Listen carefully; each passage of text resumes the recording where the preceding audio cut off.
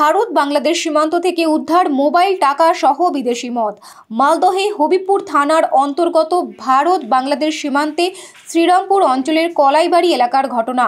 গোপন সূত্রে খবর পেয়ে বিএসএফের একটি দল কলাইবাড়ি এলাকার একটি বাড়িতে হানা দিয়ে প্রায় ৫৪টি মোবাইল, ৫০,০০০ টাকা সহ প্রায় ২০টি বিলেতি মদের বোতল উদ্ধার করে ওই ব্যক্তির বাড়ি থেকে।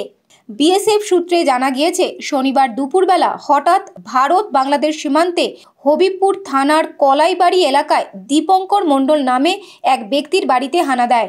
যদিও দীপঙ্কর মণ্ডলকে ধরতে পারেনি বিএসএফ, বাড়ি থেকে সে পালিয়ে যায়। এরপরই ওই ব্যক্তির বাড়িতে দুপুর থেকে সন্ধ্যা পর্যন্ত বিএসএফ ও হবিবপুর থানার পুলিশের যৌথ উদ্যোগে চলে তল্লাশি।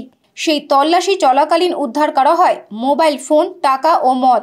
বিএসএফের তরফ থেকে হবিবপুর থানা পুলিশের হাতে তুলে দেওয়া হয় সামগ্রী। ওই ব্যক্তির বাড়ি থেকে তার স্ত্রীকে আটক করে হবিবপুর থানায় নিয়ে যাওয়া হয়।